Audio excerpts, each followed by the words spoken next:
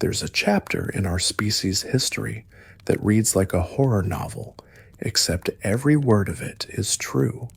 Picture this: vast landscapes dotted with the remains of early human settlements, abandoned tools scattered across ancient campsites, and evidence of populations that simply vanished without explanation. We're talking about die-offs so massive, so complete, that entire branches of our human family tree were pruned away forever. Imagine being one of the last survivors in a world where your people are disappearing. The familiar faces around your fire dwindle from dozens to a handful. The neighboring camps that once echoed with voices fall silent. The hunting grounds that supported thriving communities become empty wastelands where only the wind moves through abandoned shelters. This wasn't fiction. This was reality for our ancestors, and it happened not once, but repeatedly throughout human history. Welcome to the darkest chapters of human survival, where populations crashed by up to 99%, where entire cultures vanished as if they had never existed, and where our species teetered on the very edge of extinction. For those of you listening, to help you drift off to sleep, settle in as we explore these haunting moments that shaped the very DNA you carry today. And for everyone tuning in from around the world, drop a comment with your city and current time.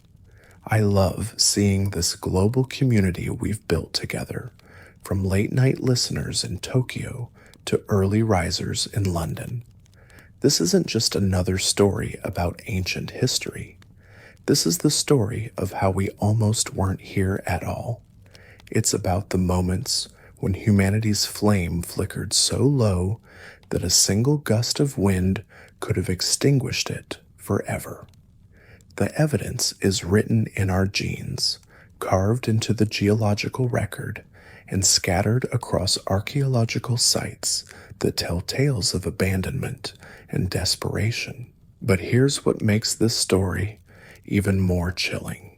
These weren't isolated incidents caused by obvious disasters like volcanic eruptions or asteroid impacts. Many of these die-offs happened during periods that should have been favorable for human survival. Times when the climate was stable, when resources were abundant, when everything pointed toward population growth rather than collapse. So what was killing our ancestors in such devastating numbers?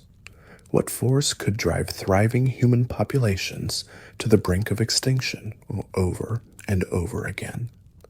The answers lie buried in layers of sediment, hidden in the microscopic analysis of ancient teeth, and encoded in the genetic bottlenecks that still echo through our DNA today.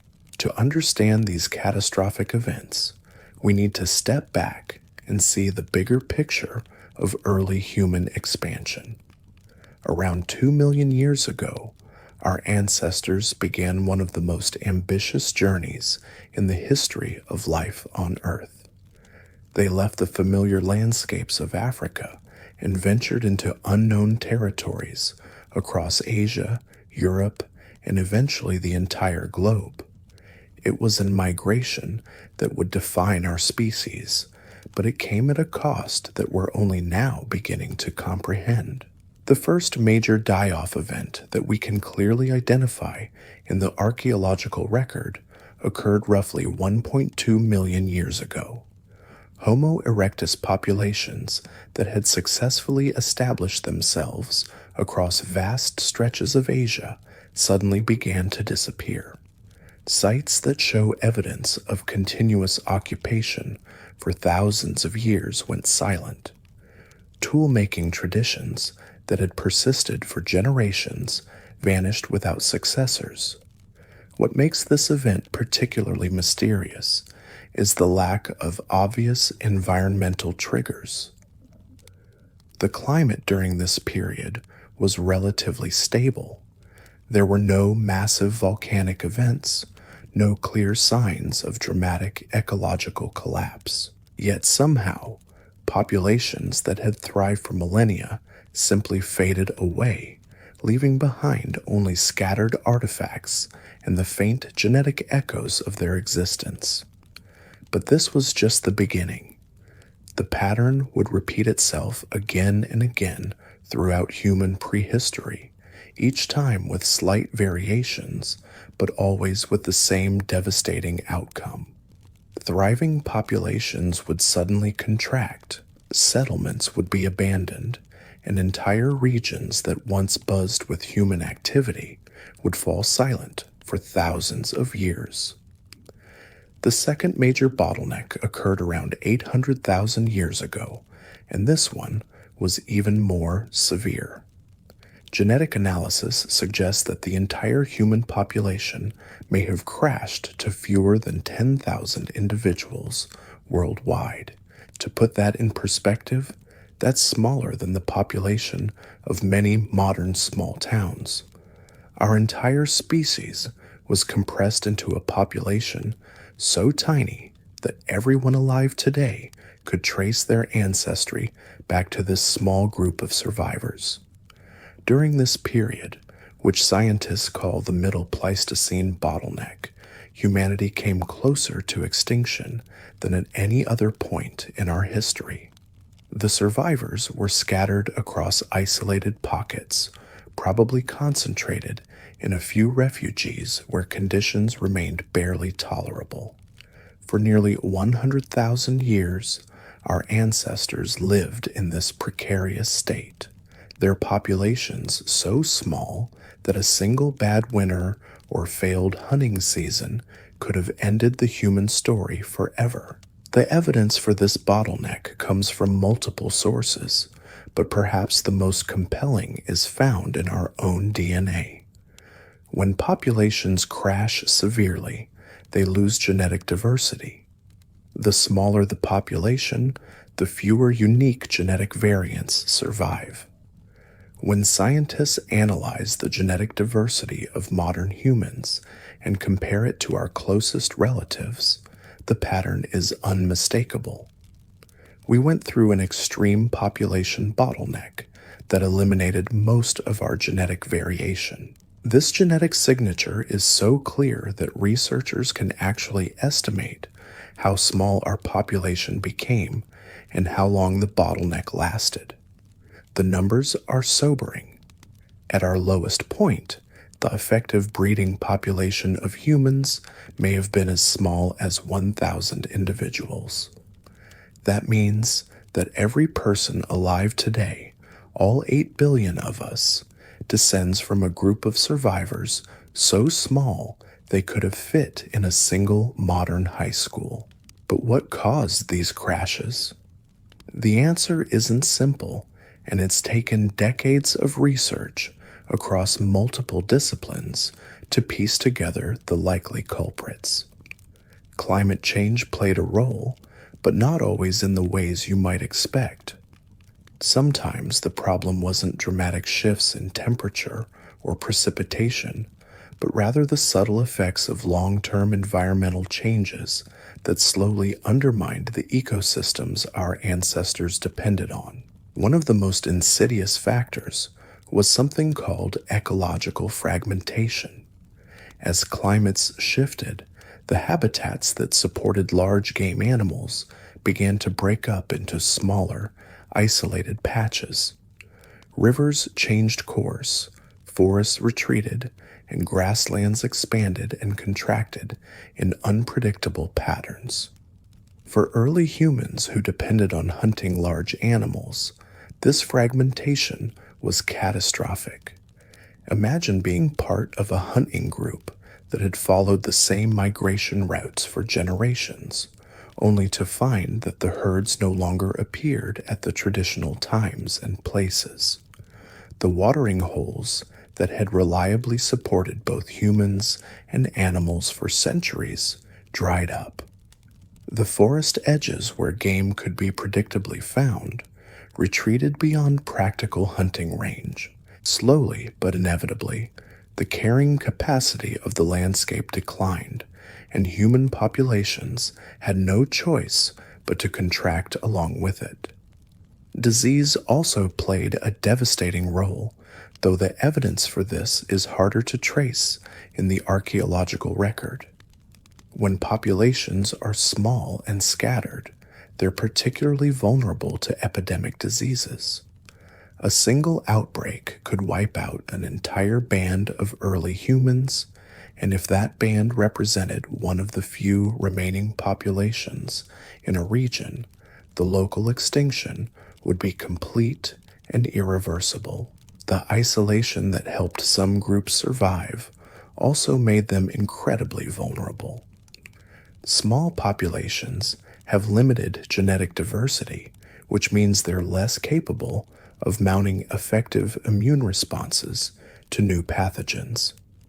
When trade routes or migration patterns brought different human groups into contact, they also facilitated the spread of diseases to populations that had no resistance.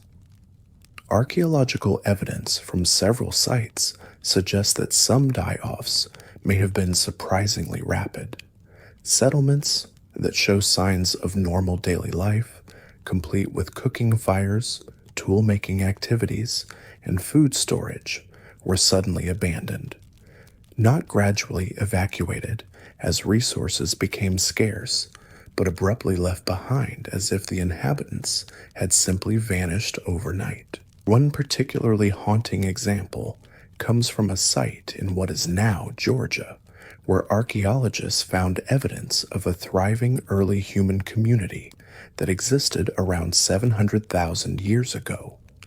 The site contains sophisticated stone tools, evidence of controlled fire use, and even what appears to be organized living spaces. But the occupation layer ends abruptly, with no signs of gradual abandonment or cultural transition.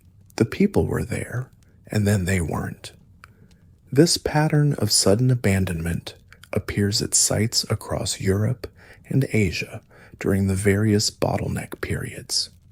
It suggests that at least some of the population crashes were rapid events rather than slow declines. Perhaps disease outbreaks swept through communities faster than people could flee. Perhaps environmental changes reached critical tipping points that made entire regions uninhabitable almost overnight. Competition between different human populations may have also contributed to these die-offs. When resources became scarce, groups that had coexisted for generations might suddenly find themselves in deadly competition. Archaeological evidence from some sites suggests violent conflicts during periods of environmental stress. Stone tools embedded in ancient bones, burned settlements, and mass burial sites all point to warfare as a factor in population decline. But perhaps the most chilling aspect of these ancient die-offs is how they reveal the fundamental vulnerability of our species. We like to think of humans as uniquely adaptable, as survivors who can overcome any challenge through intelligence and cooperation. And in many ways, that's true. But these ancient bottlenecks remind us that even the most successful populations can be brought to the brink of extinction by forces beyond their control. The survivors of these bottlenecks weren't necessarily the strongest or the smartest. They were often simply the luckiest. They happened to be in the right place when disaster struck elsewhere. They had access to resources that remained stable when everything else collapsed. They carried genetic variants that provided resistance to the diseases that killed their neighbors. This element of chance makes these ancient die-offs even more unsettling. It suggests that the difference between survival and extinction often came down to factors that no amount of human ingenuity could have predicted or controlled.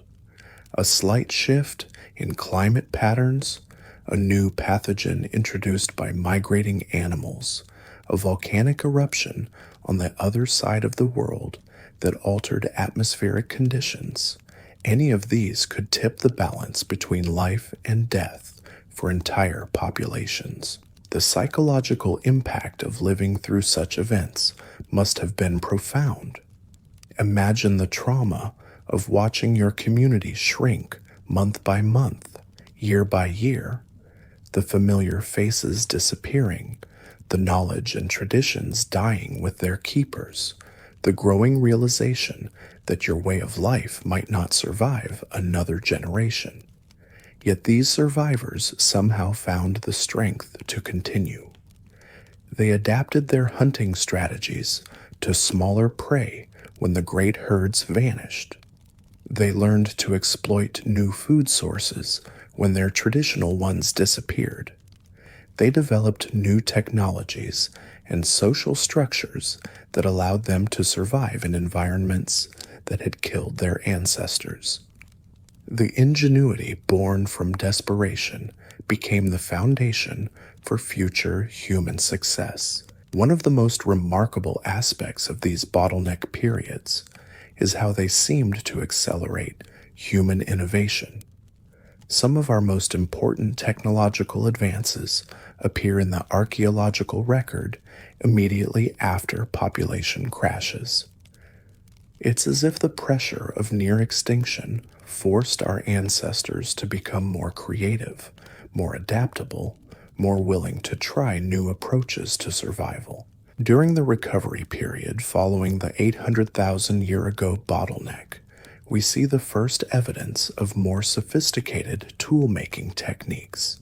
Stone implements become more standardized, suggesting improved teaching methods and cultural transmission.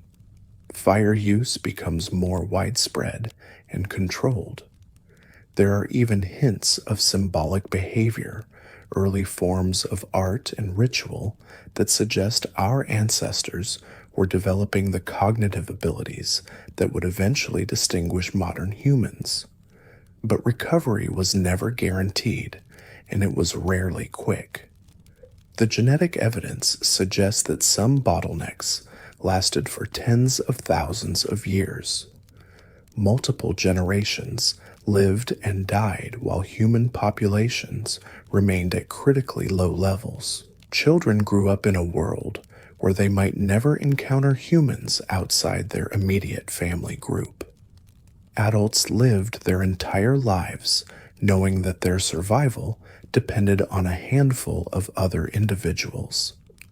The social implications of such extreme population reduction were staggering.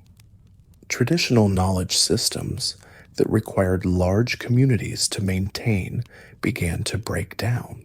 Specialized skills that had been passed from master to apprentice for generations were lost when there weren't enough people to maintain the teaching chains.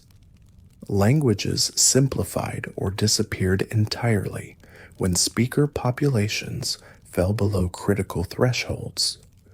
Archaeological evidence from bottleneck periods shows a notable decline in cultural complexity.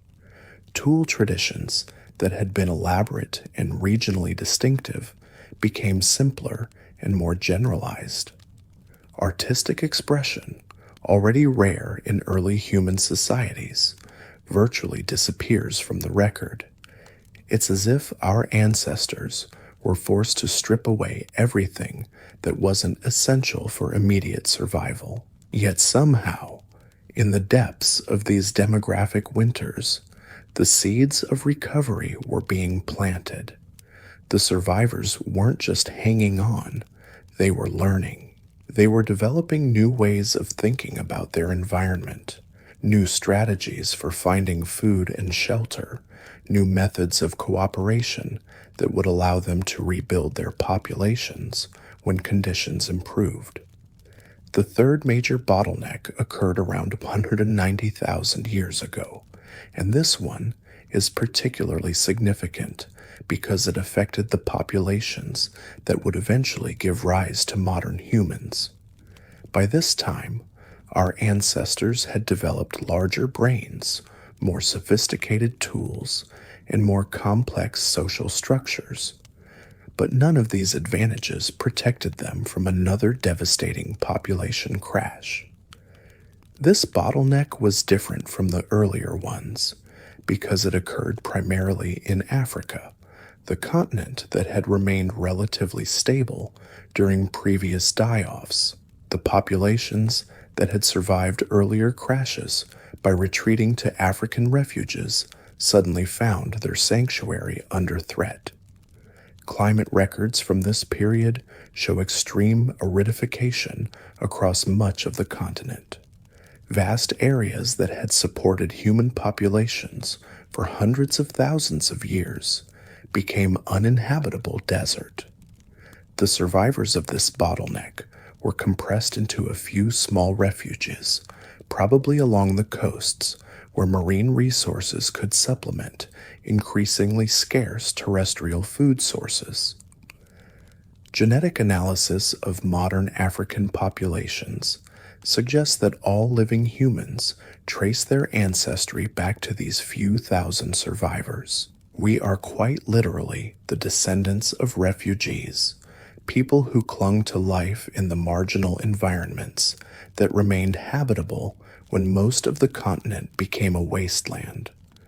But this bottleneck was also the crucible that forged modern human behavior. It's during the recovery period, following this crash, that we see the first clear evidence of the cognitive and cultural capabilities that define our species.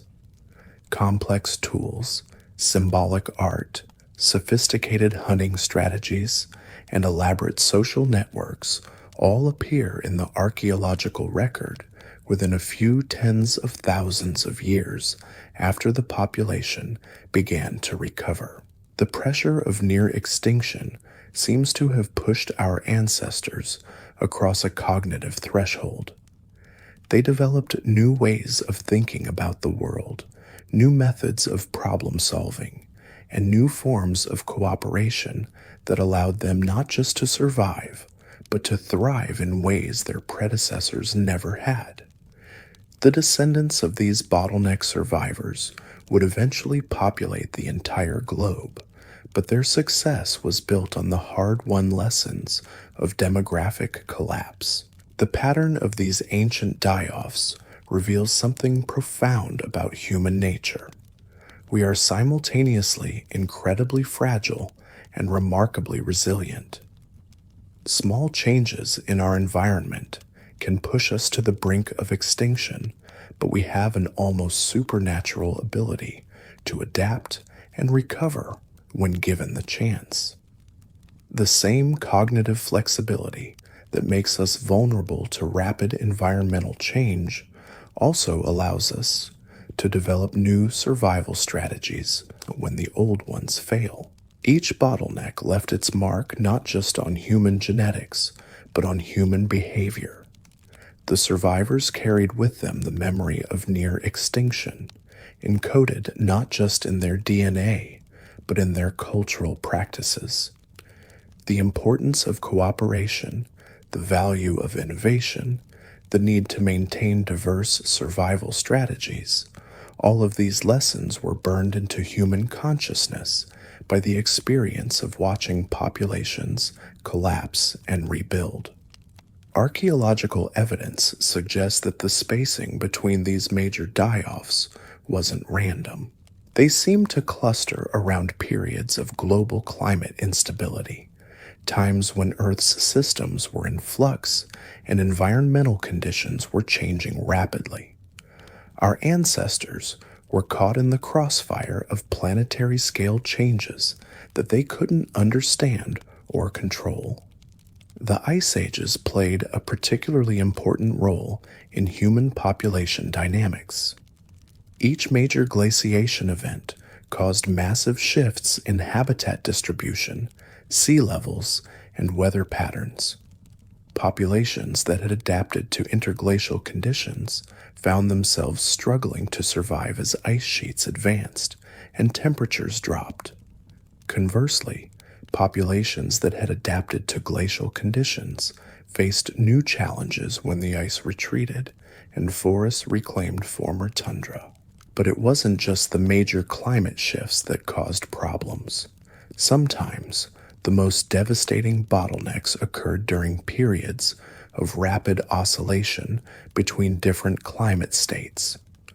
Our ancestors could adapt to steady cold or steady warmth, but they struggled when conditions changed faster than cultural knowledge could be transmitted and modified. The volcanic winter hypothesis provides another possible explanation for some of the most severe bottlenecks.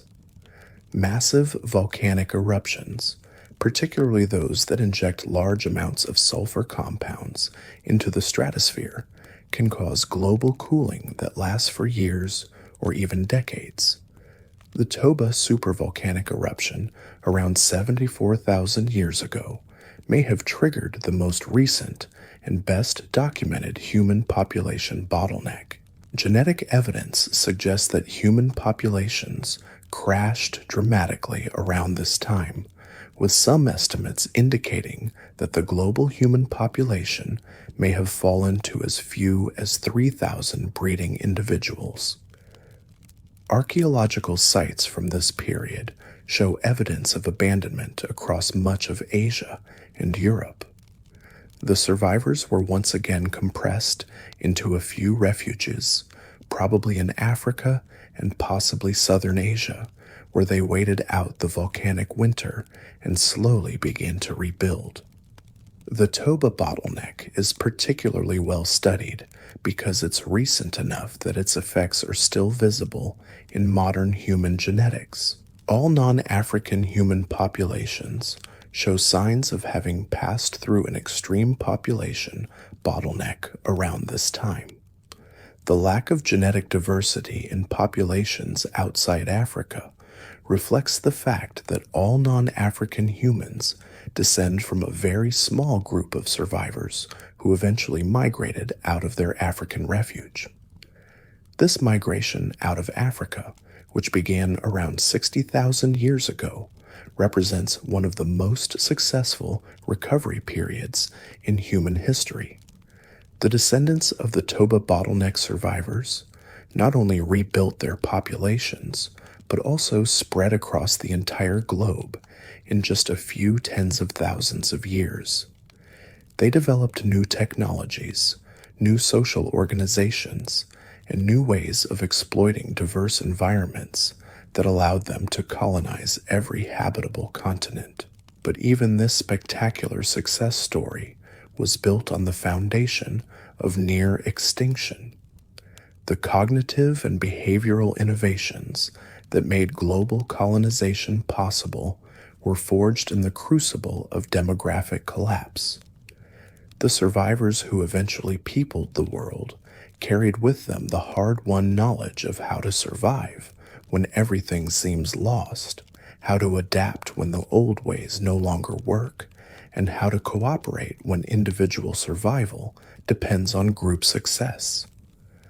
The legacy of these ancient bottlenecks extends far beyond human genetics and into the realm of human psychology and culture.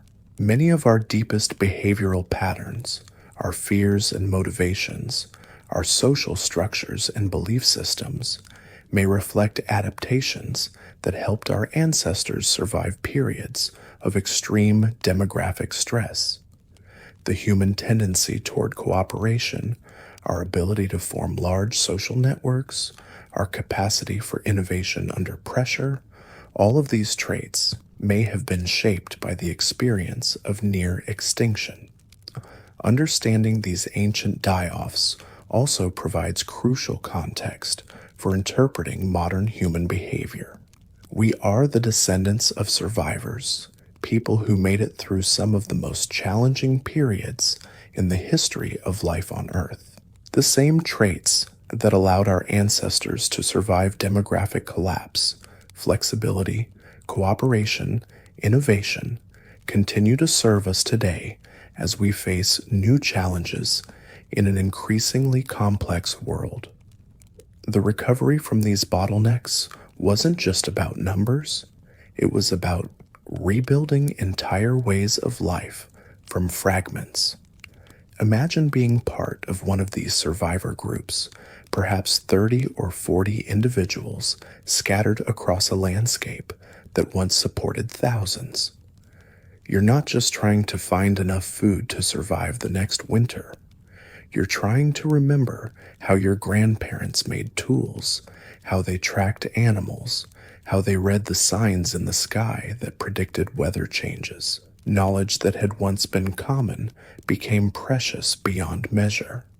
An elderly woman who remembered which plants could heal infections became invaluable when there was no one else left who knew. A skilled hunter who could still craft the old style of spear points held the key to successful hunts when game was scarce. Children grew up learning not from dozens of teachers in a thriving community, but from the few adults who remained, each carrying fragments of a shattered cultural heritage. The psychological weight of being among the last must have been crushing. These survivors weren't just individuals trying to stay alive. They were the keepers of thousands of years of accumulated human knowledge. Every death meant losing irreplaceable information. Every failed attempt to pass on a skill meant another piece of human heritage disappearing forever. Archaeological sites from recovery periods tell fascinating stories of adaptation and innovation. We find tools that combine techniques from different traditions, as if desperate craftsmen were mixing and matching whatever knowledge remained to create something that actually worked. Stone tools show experimental techniques, evidence of people trying new approaches when the old methods could no longer be maintained with available materials or reduced populations. One particularly intriguing pattern appears in sites across Europe and Asia during the recovery from the 800,000 year ago bottleneck. Tools become simultaneously simpler and more versatile. Instead of the specialized implements that characterized earlier periods, we see the emergence of multi-purpose tools that could serve several functions. It's as if our ancestors were forced to become minimalists, carrying only what was absolutely essential and making sure everything they carried could serve multiple purposes. The social changes during these recovery periods were equally dramatic. Small populations couldn't maintain the complex social hierarchies that had characterized larger communities. Everyone had to be a generalist. The luxury of specialization disappeared when there weren't enough people to support dedicated tool makers, healers, or ritual specialists. Archaeological evidence suggests that during bottleneck periods, the distinction between different types of sites almost disappears. There are no clear ceremonial centers, no obvious elite residences, no specialized workshops.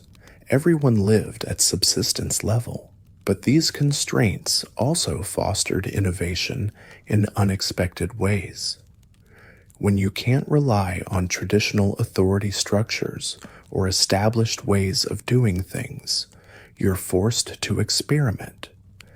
Some of our most important technological breakthroughs appear to have emerged during these periods of demographic stress. The controlled use of fire becomes more sophisticated during recovery periods. Stone tool traditions show rapid evolution as people experimented with new techniques. There's even evidence that symbolic behavior, early forms of art and ritual, first appeared during the recovery from population crashes. The role of children in these survivor communities was particularly crucial. In normal times, children could learn gradually, playing and observing before taking on adult responsibilities. But during bottlenecks, children had to grow up fast. Archaeological evidence from some sites suggests that children as young as 6 or 7 were already making stone tools and participating in hunting activities. The luxury of extended childhood disappeared when every individual's survival skills were critical to the group's success. Women's roles also shifted dramatically during these periods. In larger populations, gender-based division of labor could be maintained even if it meant some inefficiency. But in survivor communities, everyone had to do whatever was necessary.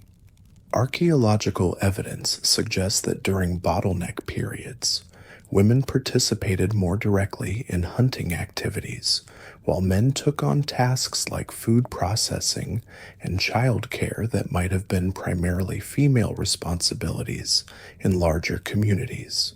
The genetic consequences of these bottlenecks extended far beyond simple population reduction. When populations crash, they lose not just numbers, but genetic diversity.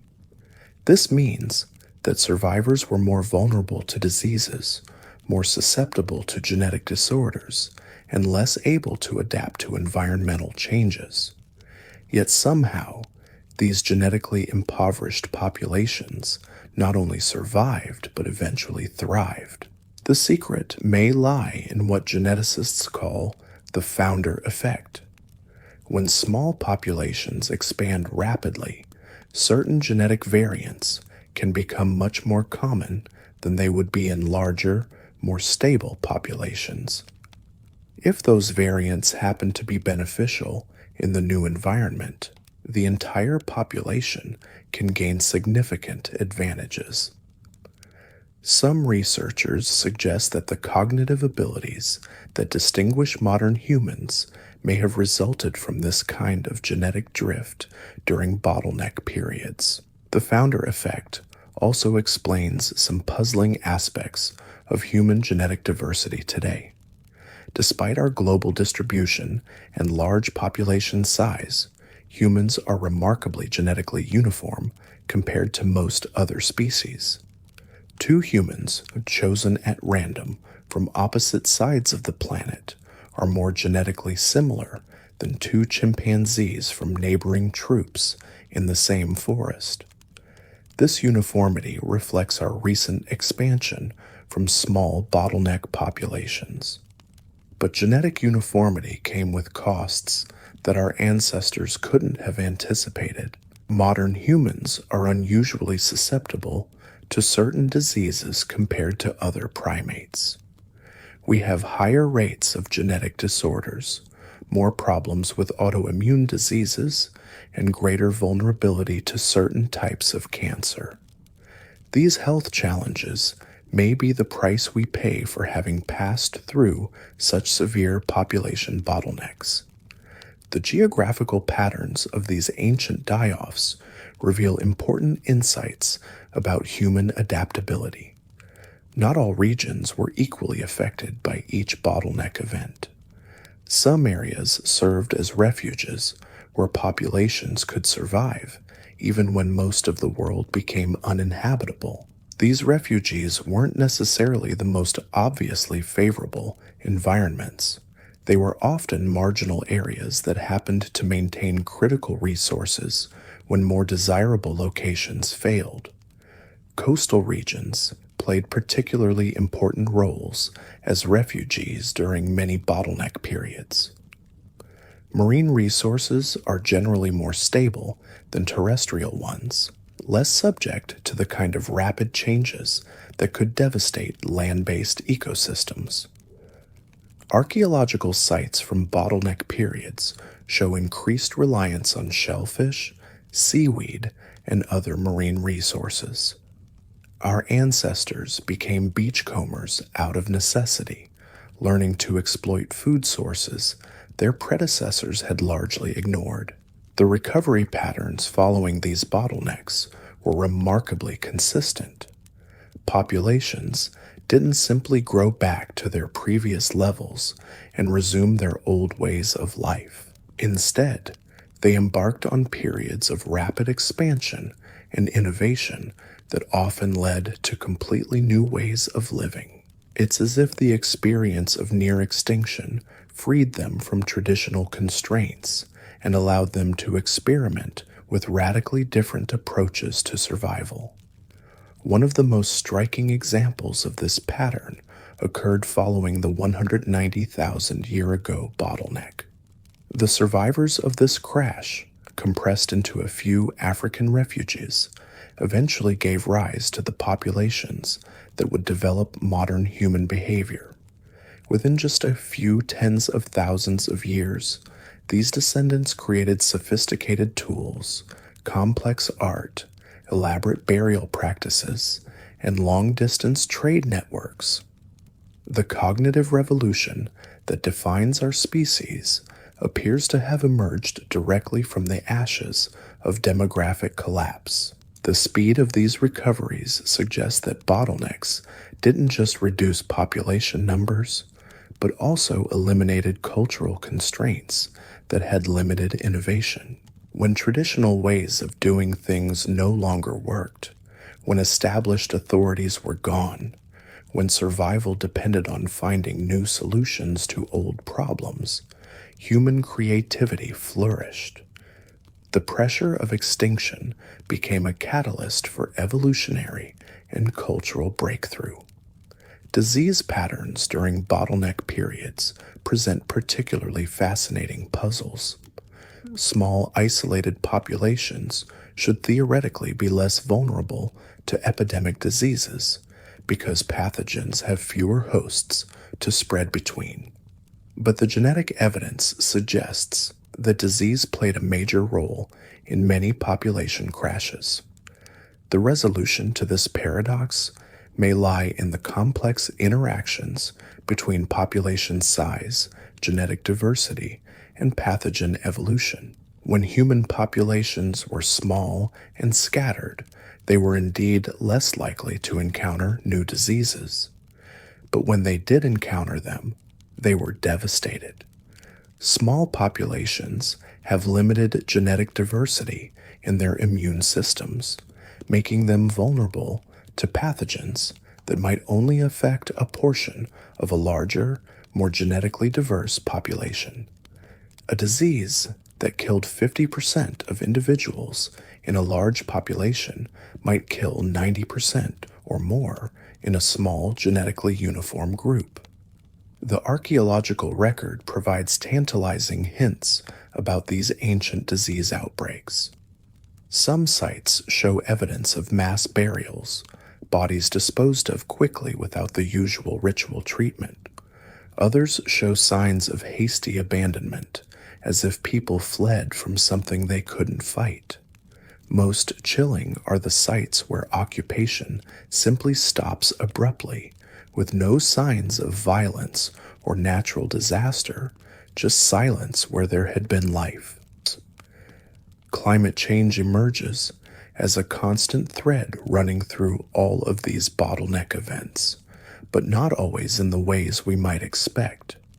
Sometimes, the problem wasn't dramatic shifts in temperature or precipitation, but rather subtle changes in seasonal patterns that disrupted the natural cycles our ancestors depended on. A shift in monsoon timing could mean that fruits ripened at the wrong time for human harvest. A change in winter severity could affect the migration patterns of game animals, leaving human hunters empty-handed at critical times. The compound effects of multiple environmental stresses were often more devastating than any single catastrophic event. A slight cooling trend might be manageable on its own, but combined with increased volcanic activity, changes in ocean circulation, and the resulting effects on plant and animal populations, ocean circulation patterns played particularly important roles. In many could trigger a cascade of ecological collapse that overwhelmed human adaptive bottleneck events. Changes in currents could alter weather patterns across entire continents, affecting rainfall, temperature, and storm frequency in ways that early humans couldn't predict or understand. The collapse of the Atlantic Meridional overturning circulation, for example, could plunge Europe into a mini ice age, while simultaneously causing droughts in Africa and flooding in Asia. These global-scale environmental changes help explain why bottleneck events often affected human populations across vast geographic regions simultaneously. It wasn't just bad luck that multiple human communities failed at the same time. They were all responding to the same planetary scale disruptions, changes so massive that no amount of local adaptation could fully compensate. The role of megafauna extinction in human population crashes deserves special attention. Many bottleneck events coincide with the disappearance of large animals that had been important food sources for human hunters. Mammoths, giant ground sloths, cave bears, and other megafauna provided not just meat, but also materials for tools, clothing, and shelter. When these animals disappeared, human populations lost critical resources just when environmental conditions were becoming more challenging. But the relationship between human and megafauna populations was complex. Sometimes humans may have contributed to megafauna extinctions through overhunting, especially when climate stress made large animals more vulnerable. Other times, the same environmental changes that caused human population crashes also drove megafauna to extinction. Most likely, it was often a combination of factors, with climate change, human pressure, and ecosystem disruption all contributing to the collapse of both human and animal populations. The psychological trauma of living through these bottleneck periods must have been profound and lasting.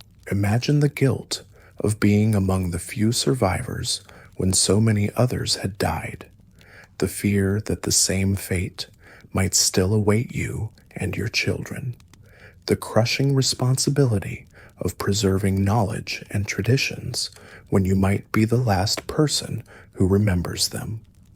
These experiences would have shaped not just individual psychology, but entire cultural worldviews. Some researchers suggest that many universal human traits, our tendency toward anxiety about the future, our strong drive to form social bonds, our capacity for both cooperation and conflict, may reflect psychological adaptations to periods of demographic stress. The human brain that evolved during these bottleneck periods was shaped by the constant threat of extinction, the need to make life or death decisions with incomplete information, and the pressure to maintain group cohesion when individual survival depended on collective success. The recovery from each bottleneck wasn't just about rebuilding population numbers. It was about reinventing what it meant to be human. Each crash and recovery cycle left our ancestors changed, carrying forward the lessons of survival, but also the scars of near extinction. The humans who emerged from these demographic winters were different from those who had entered them, not just genetically, but cognitively, socially, and culturally. Archaeological evidence suggests that post-bottleneck populations were often more technologically sophisticated than their predecessors. They developed more efficient tools, more complex hunting strategies, and more elaborate social networks. It's as if the experience of nearly losing everything taught them the value of innovation, cooperation, and long-term planning. The selective pressure of extinction favored not just individual survival skills, but also the ability to build and maintain the kind of societies that could prevent future crashes. Trade networks appear to have been particularly important during recovery periods. Isolated populations were vulnerable to local resource failures, but groups connected by trade could share resources and information across vast distances. Archaeological sites from post-bottleneck periods show evidence of materials and technologies that had traveled hundreds or even thousands of miles, suggesting that survivors understood the importance of maintaining connections with distant communities. The development of symbolic behavior, including art, music, and ritual, also accelerated during recovery periods. These activities might seem like luxuries when survival is uncertain, but they served crucial functions in maintaining group cohesion and transmitting cultural information. Shared symbols and stories helped bind communities together across time and space, ensuring that hard-won survival knowledge wouldn't be lost again. The spiritual and psychological dimensions of these recovery periods reveal something profound about human resilience. Archaeological evidence from post-bottleneck sites shows the first clear signs of deliberate burial practices, with bodies arranged in specific positions and accompanied by tools or ornaments. These weren't just practical disposals of the dead. They were statements of hope, declarations that life had meaning beyond mere survival, that the future held promise worth investing in. Cave paintings from recovery periods tell stories of triumph over adversity. The famous hand stencils found in caves across Europe and Asia often date to periods immediately following population crashes. These images, created by blowing pigment around hands pressed against cave walls, represent something more than artistic expression. They're declarations of existence, proof that humans were still here, still creating, still refusing to surrender to extinction. The emergence of long-distance communication systems also characterizes these recovery periods. Smoke signals, drum networks, and standardized symbols appear in the archaeological record as survivors work to reconnect scattered populations. These early information networks were lifelines, allowing isolated groups to share news about resource availability, weather patterns, and potential threats. The knowledge that other humans had survived somewhere beyond the horizon must have provided immeasurable psychological comfort during the darkest periods. Music and storytelling took on special significance during these times. When populations were small and every individual's knowledge was precious, oral traditions became the primary means of preserving critical information. Stories weren't just entertainment. They were survival manuals disguised as narratives, containing encoded information about seasonal patterns, animal behavior, plant identification, and navigation techniques. The human capacity for narrative may have evolved specifically to help us survive demographic bottlenecks by ensuring that crucial knowledge could be transmitted across generations, even when populations were critically small. The role of elderly individuals in these survivor communities was particularly complex. In times of abundance, aging members of the group could be cared for out of respect and affection. But during bottlenecks, when every calorie was precious and mobility was essential, the elderly faced impossible choices. Some archaeological sites from bottleneck periods show evidence of what researchers delicately term selective abandonment, situations where older individuals were left behind when groups moved to follow resources. Yet paradoxically, it was often the elderly who possessed the knowledge that made survival possible. They remembered previous climate cycles, knew the locations of emergency food sources, and understood the subtle environmental signs that predicted weather changes. Their accumulated wisdom was often the difference between life and death for entire communities. This created profound moral dilemmas that have echoes in human societies to this day. Children born during bottleneck periods grew up in a world fundamentally different from anything we can imagine.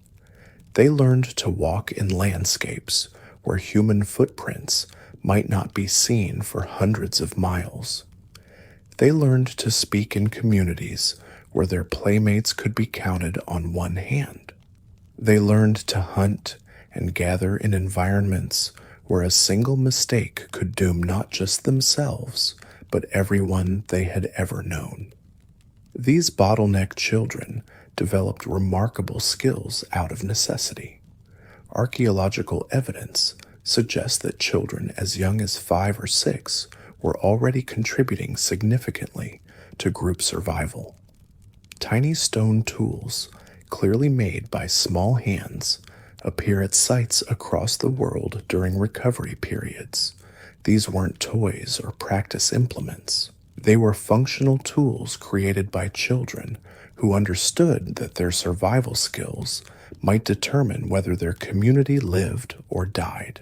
The genetic legacy of these ancient bottlenecks continues to influence human health and behavior today in ways we're only beginning to understand. Modern humans carry genetic variants that were shaped by the extreme selective pressures of near extinction. Some of these variants provide advantages in specific environments or situations, while others create vulnerabilities that only become apparent in our modern context.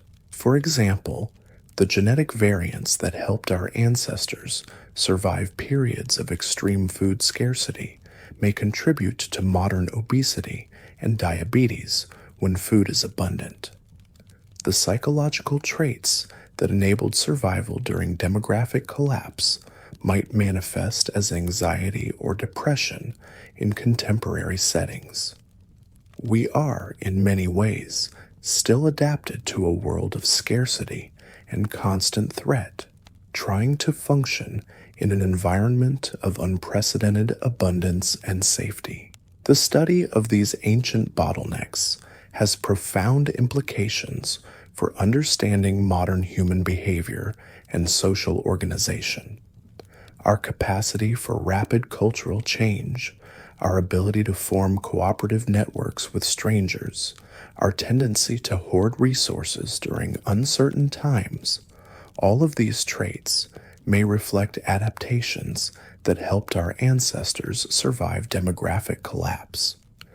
Modern genetic analysis has revealed that these bottleneck events weren't evenly distributed across all human populations. Some lineages show clear evidence of having passed through multiple severe bottlenecks, while others appear to have maintained relatively stable population sizes. This suggests that different human groups faced different challenges and developed different adaptive strategies over time. The most recent, well-documented bottleneck occurred around 12,000 years ago, coinciding with the end of the last ice age and the beginning of the Holocene period. This bottleneck was different from earlier ones because it occurred after humans had already developed sophisticated technologies and complex social organizations. Yet even these advanced populations faced demographic collapse when environmental conditions changed rapidly. The Younger Dryas period, a sudden return to glacial conditions that lasted about 1,200 years, triggered massive population movements and cultural disruptions across the Northern Hemisphere. Archaeological sites from this period show evidence of abandonment, warfare, and social collapse. Populations that had thrived during the preceding warm period suddenly found themselves struggling to survive in a world that had become cold and harsh almost overnight. But this most recent bottleneck also demonstrated humanity's enhanced capacity for recovery. The survivors of the Younger Dryas didn't just rebuild their populations. They embarked on one of the most dramatic cultural transformations in human history, the development of agriculture. The pressure of feeding larger populations in less hospitable environments may have provided the impetus for developing food production systems that could support much higher population densities than hunting and gathering. The agricultural revolution that followed the Younger Dryas bottleneck represents a fundamental shift in human survival strategy. Instead of adapting to environmental changes by moving to new locations or developing new hunting techniques, humans began to actively modify their environment to suit their needs. This transition from adaptation to environmental manipulation marked a new chapter in human survival, one that would eventually lead to the complex technological civilization we know today. Archaeological evidence from the transition period between the Younger Dryas and the early agricultural period shows remarkable innovation and experimentation. Humans were simultaneously developing new hunting technologies, experimenting with plant cultivation, domesticating animals, and creating more complex social organizations. It was as if the pressure of survival had unleashed a wave of creativity that transformed every aspect of human life within just a few thousand years. The domestication of plants and animals during this period wasn't a simple process of selection and breeding. It was a complex coevolutionary dance between humans and the species they were modifying. Humans changed the genetics and behavior of their domesticated species, but those species also changed human genetics and behavior in return. The ability to digest lactose as adults, for example, evolved in several human populations independently as they developed relationships with dairy animals. The social changes that accompanied the agricultural transition were equally dramatic. Hunter-gatherer societies were typically egalitarian, with minimal social hierarchy and shared resources. But agricultural societies required new forms of organization to manage land ownership, coordinate planting and harvesting, and distribute surplus production. The hierarchical social structures that characterize most modern human societies may have their roots in the organizational challenges faced by post-bottleneck agricultural communities. The development of permanent settlements during this period created new survival challenges that humans had never faced before. When populations were mobile, they could simply move away from accumulated waste, depleted resources, or disease outbreaks. But sedentary agricultural communities had to develop new strategies for managing sanitation, preventing resource depletion, and controlling the spread of infectious diseases in dense populations. Archaeological sites from early agricultural settlements show evidence of these challenges and the innovative solutions humans developed to address them. Drainage systems, waste management facilities, and planned community layouts all appear during this period. Humans were learning to live in permanent communities for the first time in their evolutionary history, and they had to invent entirely new ways of organizing social and physical space. The storage of surplus food, which became possible with agriculture, created new social dynamics and potential sources of conflict. For the first time in human history, some individuals could accumulate significantly more resources than others.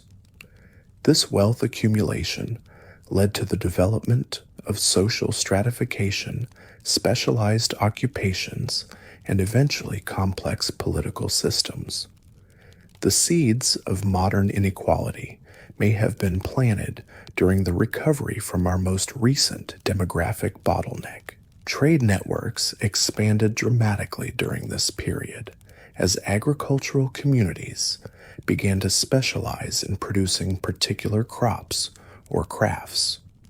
Archaeological evidence shows that materials and technologies were being exchanged across thousands of miles, creating the first truly global human networks.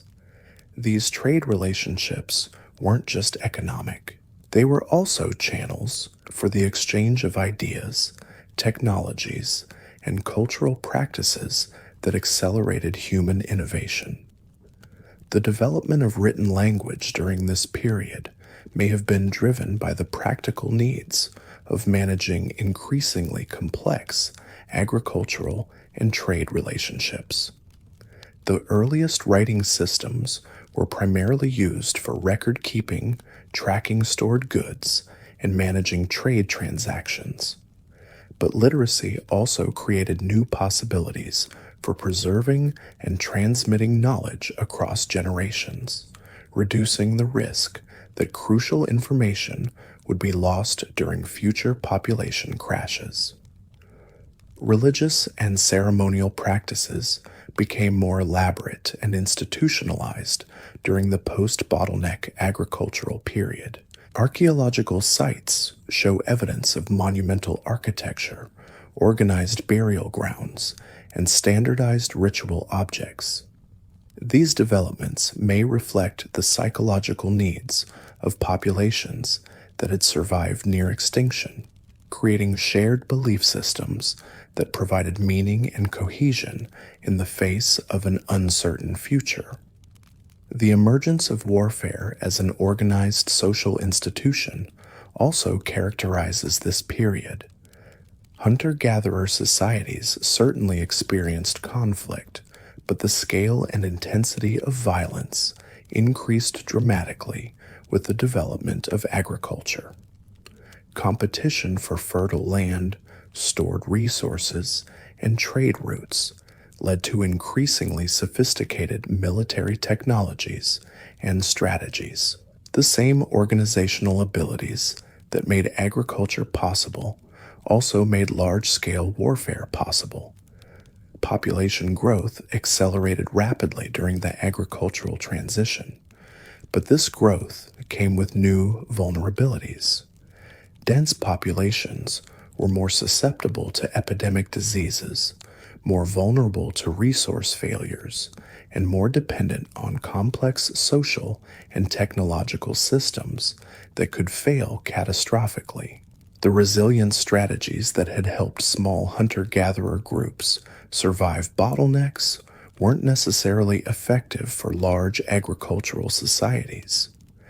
The development of cities during this period created entirely new categories of survival challenges.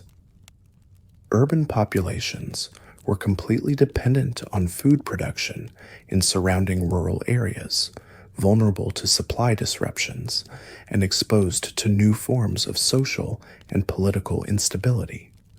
Archaeological evidence from early urban centers shows repeated cycles of growth, crisis, and recovery that echo the bottleneck patterns of earlier periods. Climate variability continued to play a major role in human population dynamics during the agricultural period, but the impacts were now magnified by the complexity of human social and technological systems. A drought that might have caused a hunter-gatherer band to relocate could trigger the collapse of an entire agricultural civilization dependent on irrigation systems and long-distance trade networks.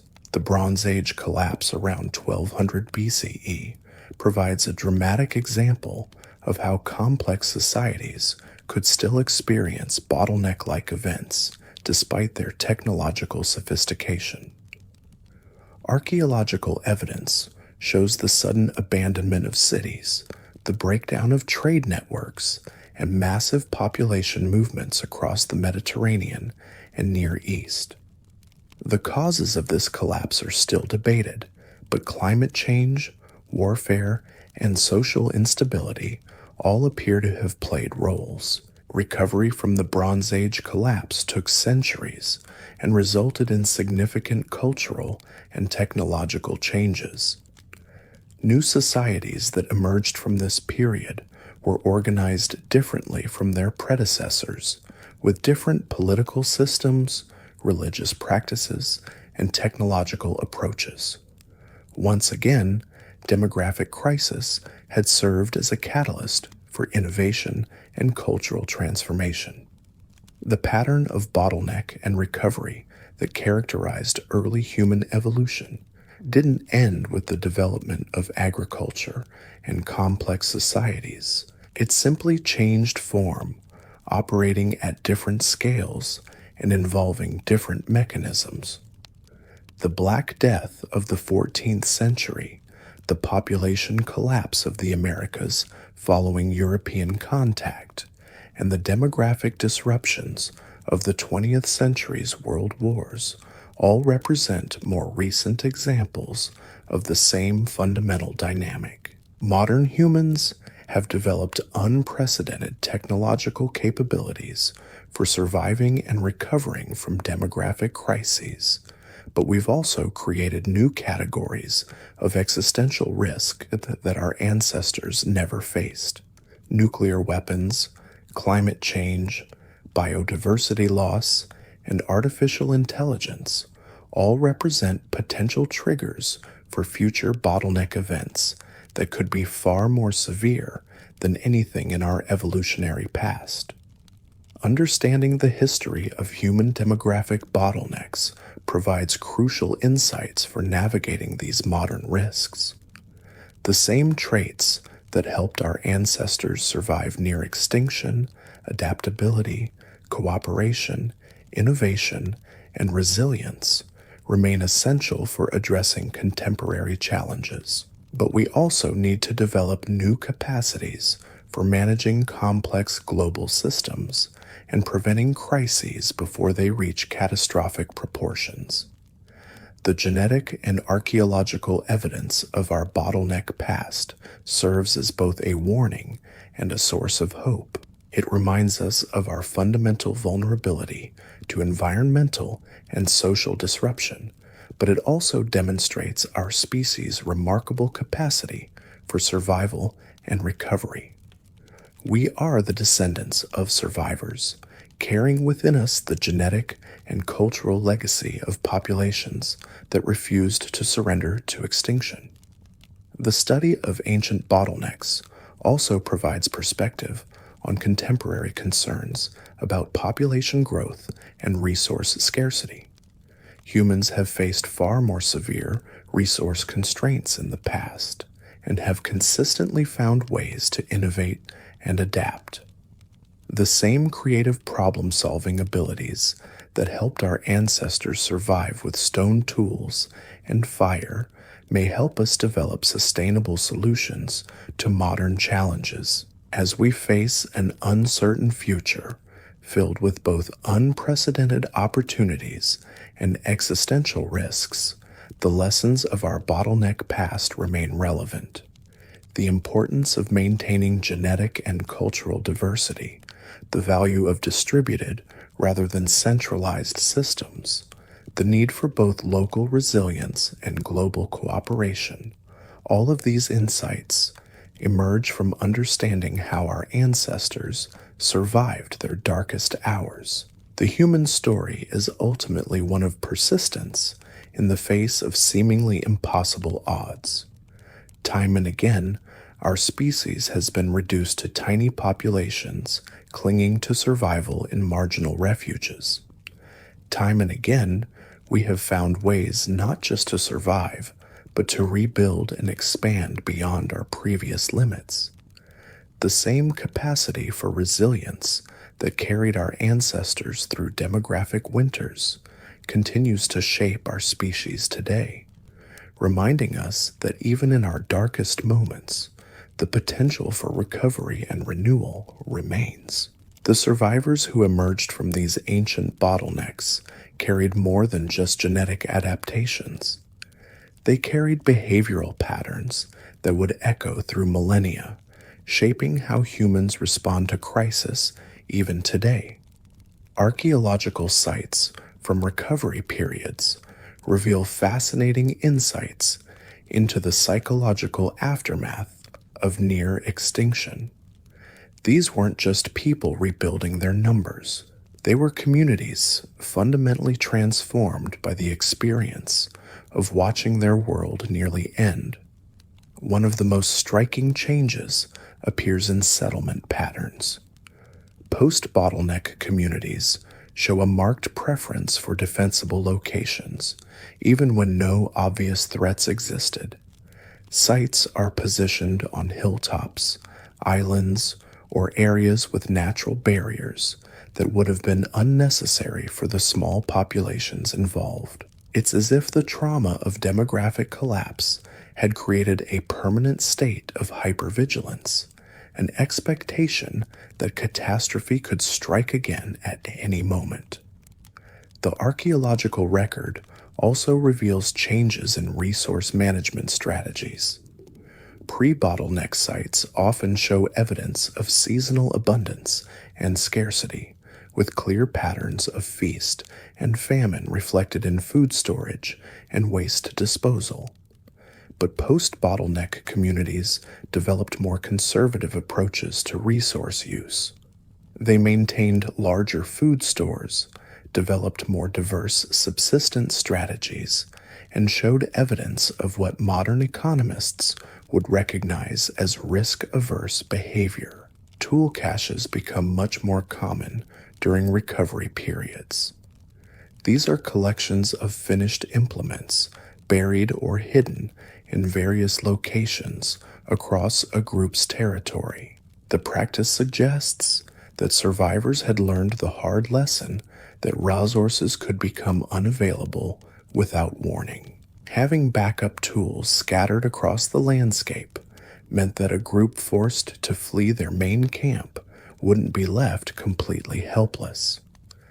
The social organization of post-bottleneck communities also shows distinctive characteristics. Leadership structures appear to have been more fluid and consensus-based than in either earlier or later periods. Archaeological rather than centralized, perhaps reflecting the understanding evidence suggests that decision-making was distributed, that the loss of a single crucial individual could doom the entire community.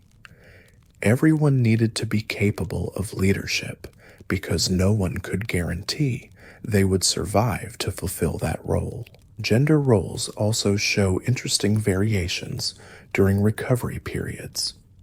While earlier societies often showed clear divisions between male and female activities based on tool associations and skeletal wear patterns, post-bottleneck sites show much more overlap. Women's skeletons show evidence of activities traditionally associated with men, and vice versa. When populations were critically small, survival took precedence over social conventions about appropriate roles for different individuals. The treatment of children in these communities reveals another adaptation to demographic precariousness. Archaeological evidence suggests that post-bottleneck societies invested more heavily in child survival and education than their predecessors. Children received better nutrition relative to adults, were buried with more elaborate grave goods when they died young, and appear to have been taught a wider range of survival skills. Every child represented precious genetic and cultural heritage that the community couldn't afford to lose. Burial practices during recovery periods show a fascinating evolution in how humans processed the trauma of mass mortality. Early post-bottleneck sites often show evidence of elaborate death rituals that seem disproportionate to the simple lifestyle of the survivors.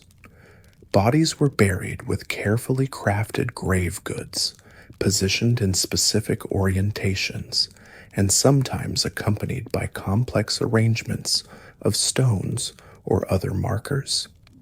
These weren't just funerals. They were statements of defiance against extinction, declarations that death would not be allowed to claim victory over human dignity. The emergence of ancestor veneration during these periods may reflect the psychological need to maintain connections with the lost populations. When so many had died, remembering and honoring the dead became a way of preserving cultural continuity. Archaeological sites show evidence of regular visits to burial grounds, offerings left at grave sites, and the maintenance of memorial structures long after their original builders had died. The dead remained part of the community in ways that hadn't been true before the bottlenecks. Art and symbolic expression took on new characteristics during recovery periods. Cave paintings from these times often show themes of abundance and multiplication. Images of pregnant animals, groups of humans, and scenes of successful hunts appear with frequency that suggest they weren't just recording reality, but expressing hopes and aspirations. These weren't documentary art. They were magical thinking made visible, attempts to influence reality through representation.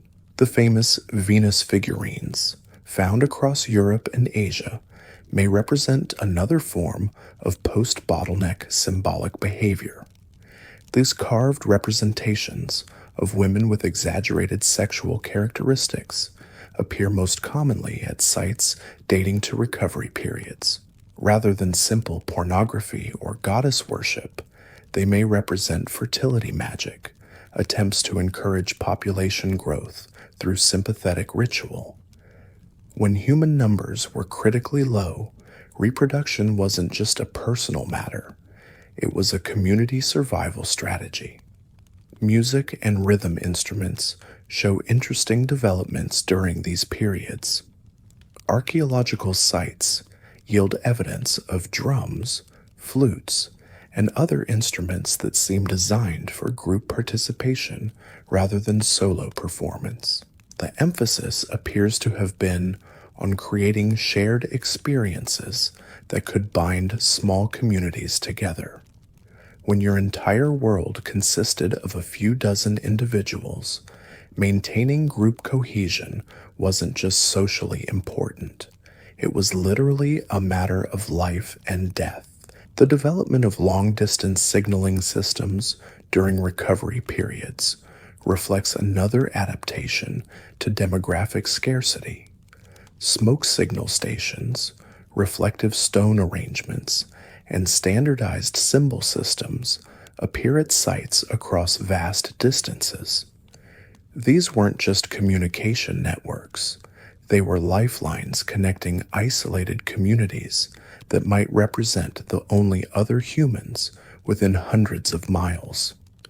Knowing that other survivors existed somewhere beyond the horizon must have provided crucial psychological support during the darkest periods. Trade relationships during recovery periods show interesting patterns that differ from both earlier and later periods.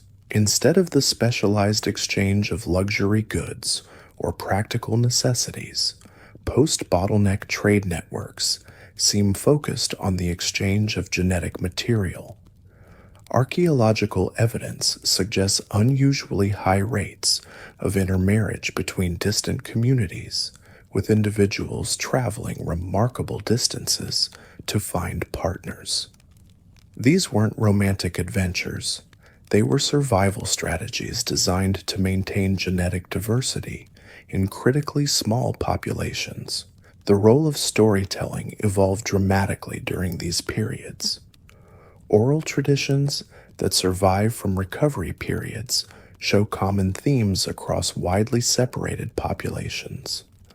Stories of great floods, periods of darkness, times when the world nearly ended but was saved by the actions of heroes or the intervention of supernatural forces.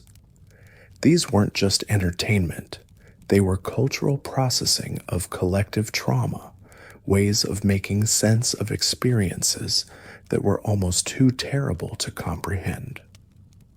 Language itself may have been transformed by the bottleneck experience. Linguists studying the deep structure of human languages have identified common grammatical features that appear across all language families. Some researchers suggest that these universal characteristics may reflect the linguistic innovations developed by small survivor communities during bottleneck periods, when populations were tiny and every individual's survival was crucial. Languages may have evolved features that made communication more efficient and less prone to misunderstanding.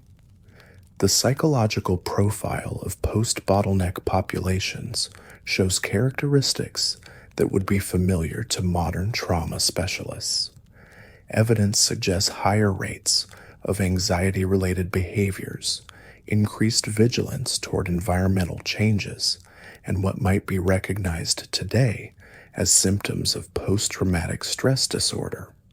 But these populations also showed remarkable resilience and adaptability. They had learned to function effectively despite carrying the psychological scars of witnessing near extinction. Seasonal behavior patterns changed significantly during recovery periods. Pre-bottleneck populations often showed clear seasonal cycles of activity, with certain times of year dedicated to specific activities like hunting, gathering, or tool making. But post-bottleneck communities appear to have maintained more constant activity levels throughout the year. They couldn't afford to have seasonal downtime when resources were scarce and populations were fragile. Every season required vigilant attention to survival needs. The relationship between humans and other species also evolved during these periods. Archaeological evidence suggests that post-bottleneck populations developed more complex relationships with animals, including early forms of domestication that preceded the agricultural revolution by thousands of years. When human numbers were low, cooperative relationships with other species may have provided crucial advantages. Dogs, in particular, appear to have been integrated into human communities during recovery periods in ways that suggest genuine partnership rather than simple exploitation. Environmental management practices show sophisticated development during recovery periods. These small populations couldn't afford to deplete their limited resources, so they developed what modern ecologists would recognize as sustainable harvesting practices. Archaeological evidence shows rotation of hunting grounds, selective harvesting of plant resources, and even early forms of habitat management designed to maintain the productivity of crucial resource areas. The medical knowledge of post-bottleneck populations appears to have been remarkably advanced for their technological level. Skeletal remains show evidence of successful treatment of injuries and diseases that would have been fatal in earlier periods. When every individual was precious, communities invested heavily in keeping their members alive and healthy. Archaeological sites yield sophisticated medical tools and evidence of surgical procedures that demonstrate remarkable skill and knowledge. Birth spacing patterns change dramatically during recovery periods.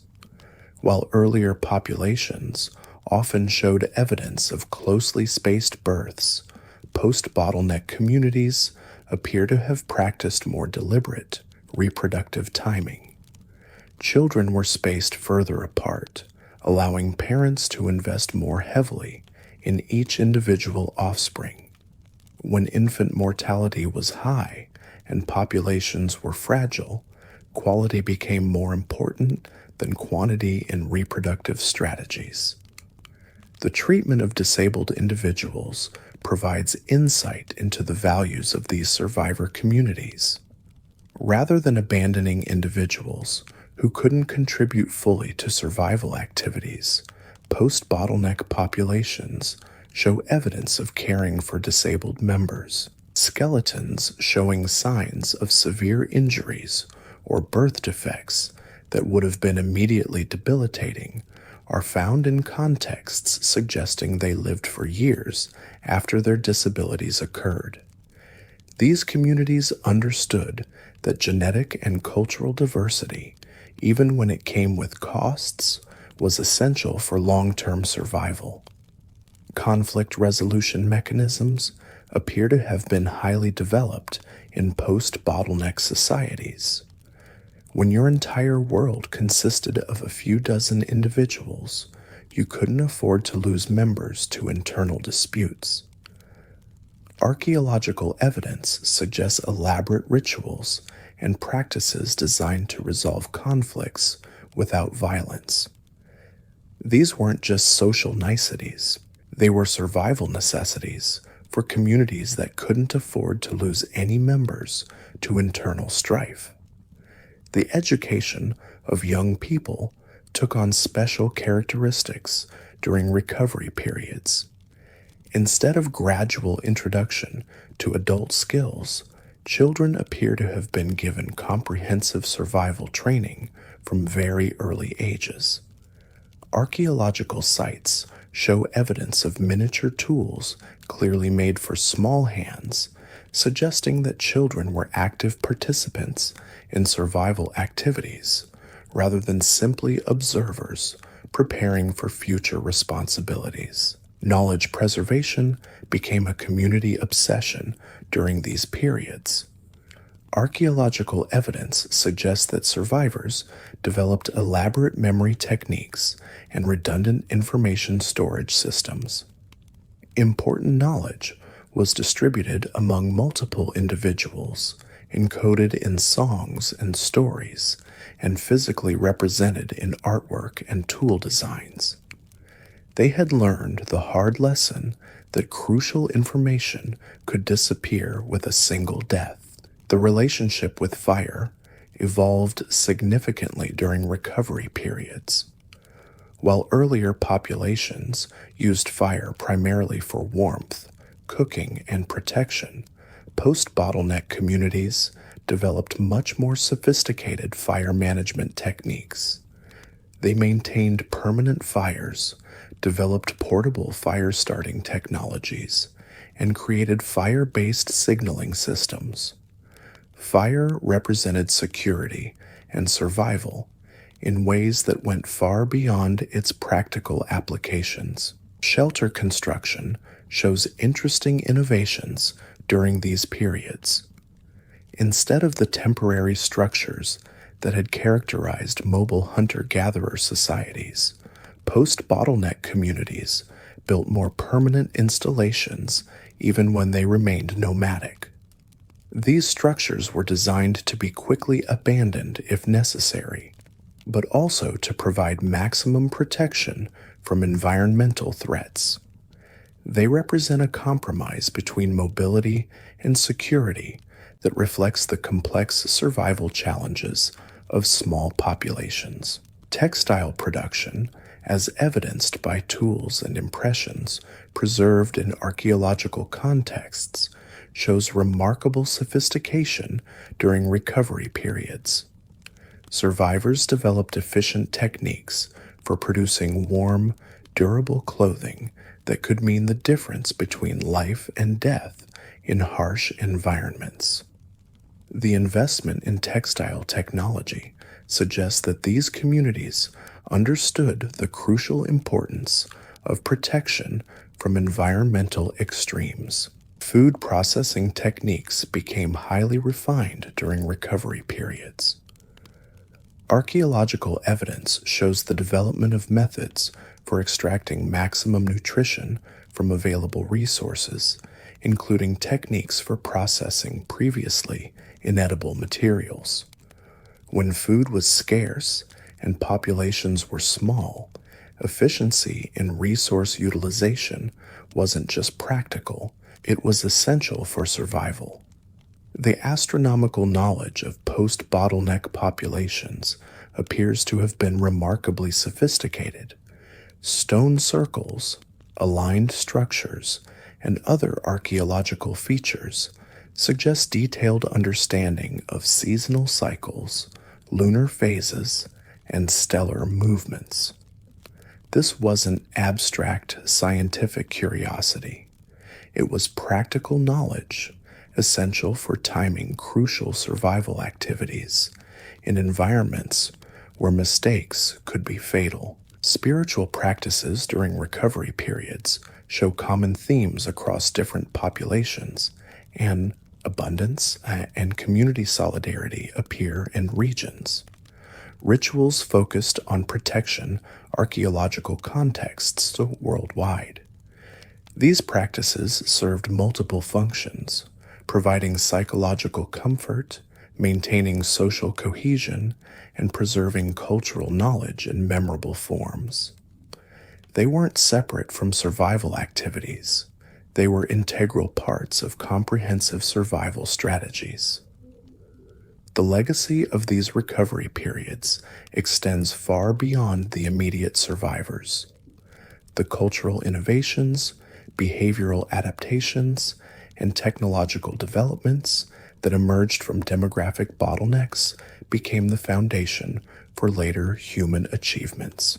The agricultural revolution, the development of complex societies, and even modern technological civilization all build upon innovations that were originally developed by small communities of survivors struggling to rebuild their world after near extinction.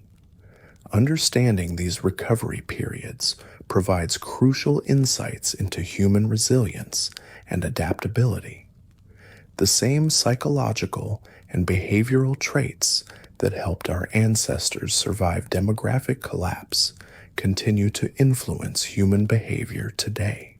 Our capacity for cooperation under extreme stress, our ability to innovate when traditional solutions fail, and our determination to preserve cultural knowledge across generations all reflect adaptations that were forged during humanity's darkest hours. The story of these ancient recoveries also provides hope for addressing modern challenges. Humans have faced seemingly impossible odds before and have consistently found ways not just to survive, but to thrive.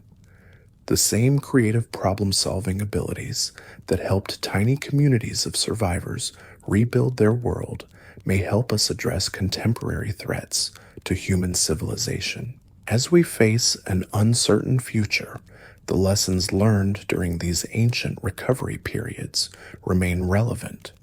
The importance of maintaining diversity, both genetic and cultural, the value of distributed knowledge and decentralized decision-making, the need for both individual resilience and community cooperation. All of these insights emerge from understanding how our ancestors transformed near extinction into opportunities for growth and innovation. The archaeological record of human recovery from demographic bottlenecks stands as a testament to our species' remarkable determination to survive and flourish. These weren't just stories of populations growing back to their previous numbers. They were stories of fundamental transformation, of communities that emerged from the ashes of collapse stronger, more adaptable, and more innovative than their predecessors. The survivors who emerged from these demographic winters carried something else with them, something that archaeologists are only now beginning to recognize in the material record.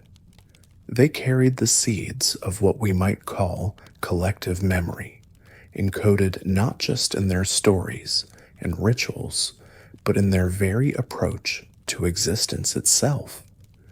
These weren't just people who had witnessed catastrophe. They were people who had internalized the rhythms of collapse and renewal, who understood in their bones that abundance and scarcity were two sides of the same coin. Archaeological sites from the late recovery periods show evidence of what researchers call anticipatory adaptation. These communities weren't just responding to current conditions, they were preparing for future bottlenecks that hadn't happened yet. Storage facilities were built larger than current populations could possibly need. Tool caches were distributed more widely than immediate territorial ranges required. Settlement patterns were designed with evacuation routes and fallback positions that suggest a people who never forgot how quickly their world could change. This forward-thinking behavior represents a fundamental shift in human consciousness. Earlier populations had lived primarily in the present, responding to immediate challenges as they arose, but post-bottleneck communities developed what we might recognize as strategic thinking, the ability to plan for scenarios that were possible but not yet real.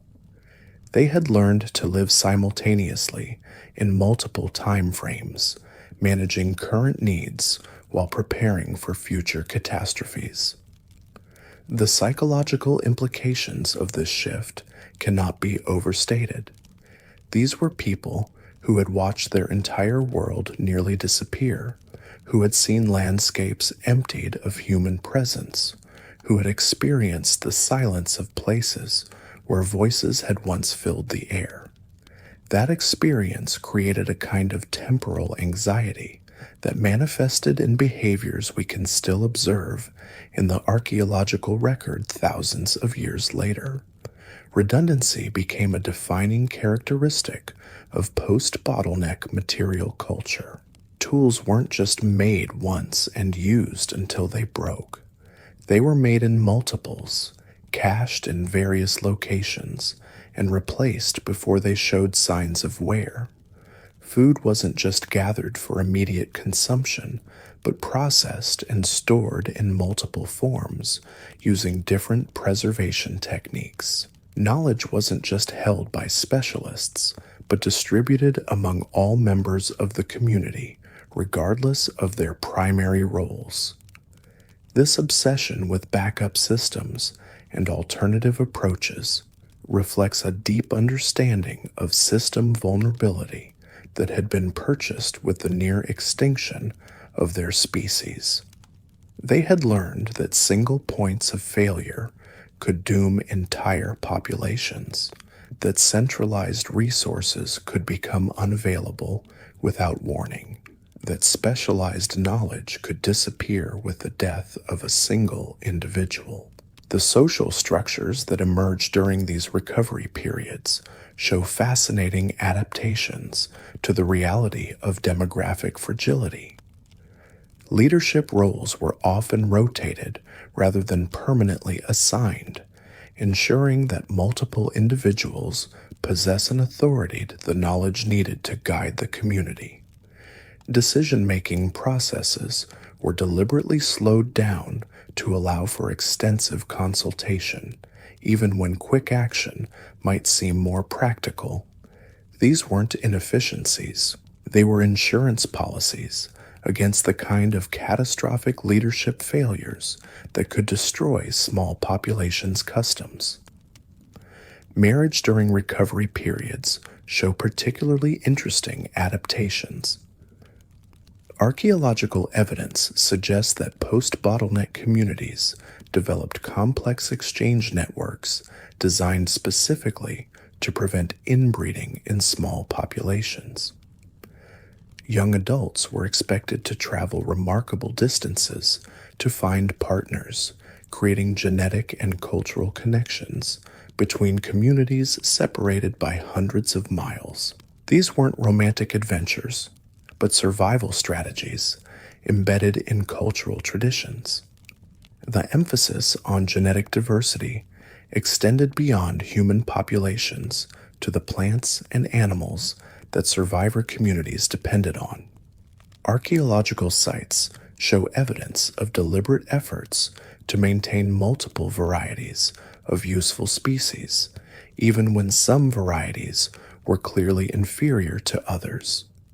They had learned that genetic uniformity, while sometimes more efficient in the short term, created vulnerabilities that could prove catastrophic when conditions changed. Seasonal ceremonies during recovery periods often focused on themes of renewal and continuity that would have seemed obsessive to earlier populations. Archaeological sites yield evidence of elaborate rituals marking not just obvious transitions like solstices and equinoxes, but also subtle seasonal changes that had survival implications. These ceremonies weren't just religious observances, they were community-wide rehearsals of the knowledge and skills needed to survive annual cycles of scarcity and abundance. The treatment of natural resources during recovery periods shows a sophisticated understanding of sustainability that wouldn't be formally articulated by human societies for thousands more years. Hunting practices were carefully regulated to prevent overexploitation of game populations. Plant gathering gated among was wrought to different areas to allow recovery time. Even firewood collection was managed to ensure that forest resources remained available for future generations. This conservation behavior wasn't motivated by abstract environmental philosophy, but by hard-won understanding of resource limits. These communities had experienced what happened when resource bases collapsed.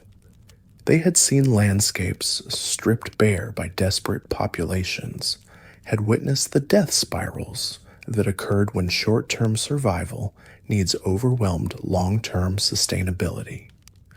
They developed conservation practices because they understood that their survival depended on maintaining the productivity of their environment across multiple generations. The development of early warning systems represents another fascinating adaptation to demographic vulnerability. Archaeological sites from recovery periods show evidence of elaborate networks for detecting and communicating environmental changes.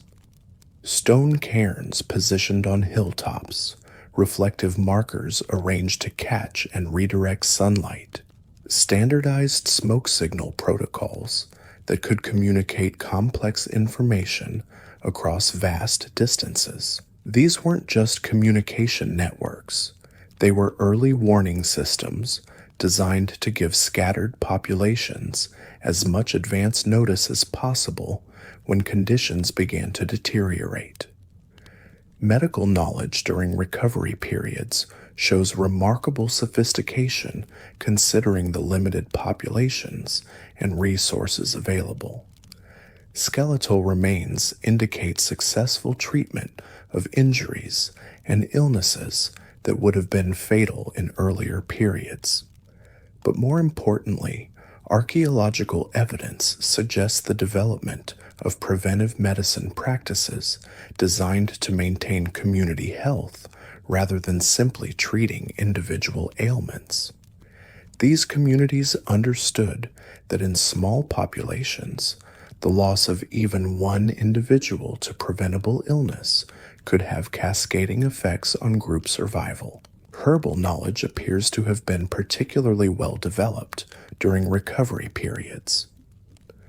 Archaeological sites yield evidence of extensive pharmacopoeia, with remains of medicinal plants transported from distant regions and carefully preserved using sophisticated techniques.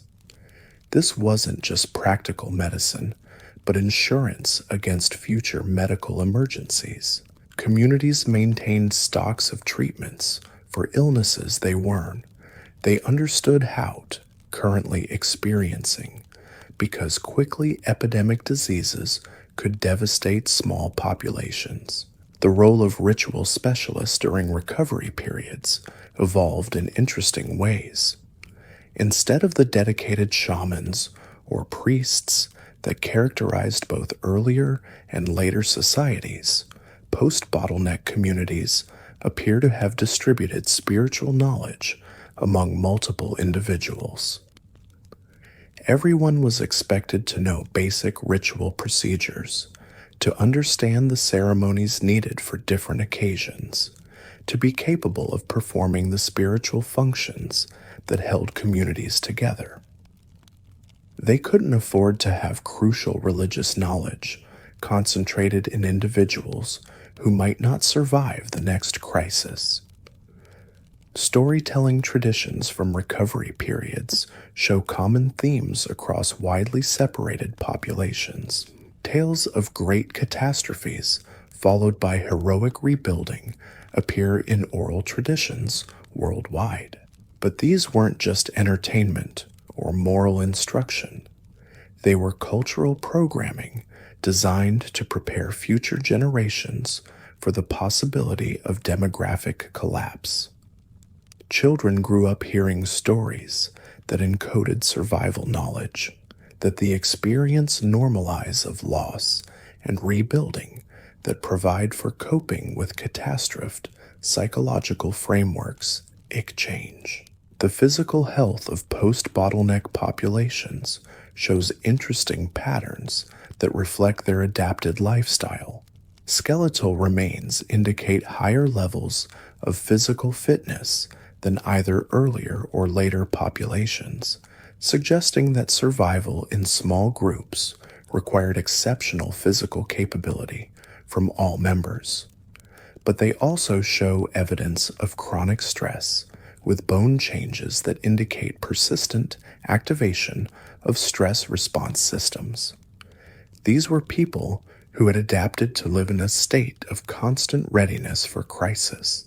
Dietary practices during recovery periods were characterized by remarkable diversity and flexibility. Archaeological evidence shows that post-bottleneck populations exploited far more varied food sources than their predecessors, including many resources that had previously been considered emergency foods. They had learned to find nutrition in places their ancestors had ignored, to process foods that had previously been inedible, to extract maximum caloric value from whatever resources were available.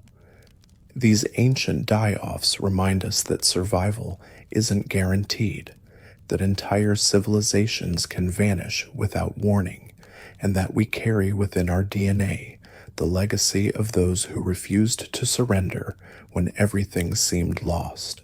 Sweet dreams, and remember that you're here because countless generations before you chose hope over despair when the world grew dark.